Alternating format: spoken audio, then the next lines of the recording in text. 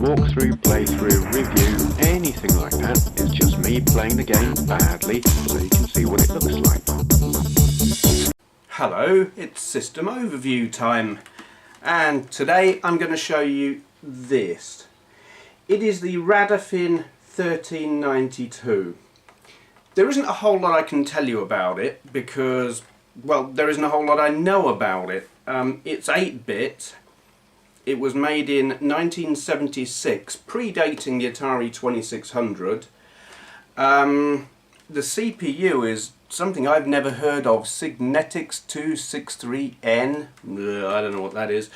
Let me just give you a bit of a look. Cartridge slot there.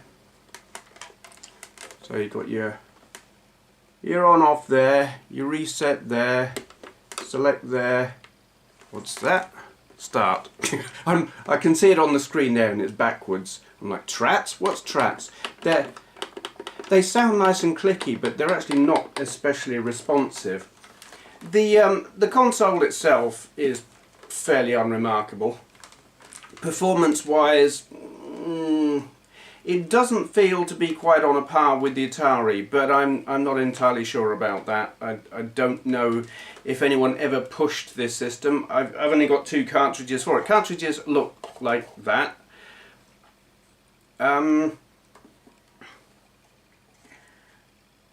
it's fairly basic, fairly primitive. It can address 32K of RAM in 8K banks. Yeah, I don't know. The thing with this as well, there are lots of different versions of what is basically the same hardware. There is the 1292, also made by Radofin, which has an external power supply. This one has it internally. And an interesting feature with this is everything is hardwired. The controllers, the TV, aerial cable, the power cable are all hardwired directly into it, which actually makes holding it like this a complete pain. Yeah,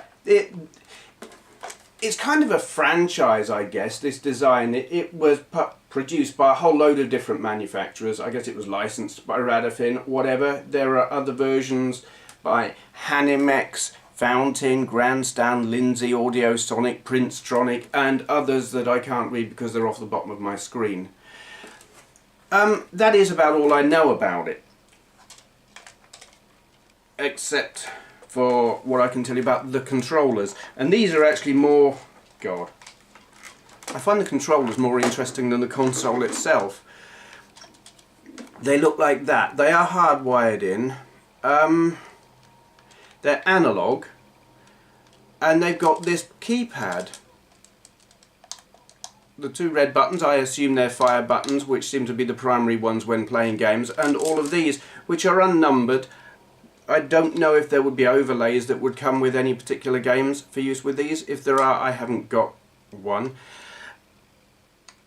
The joystick will screw off and is very rough. This one actually is probably, I don't know if that's been, yeah, that's been snapped at some point.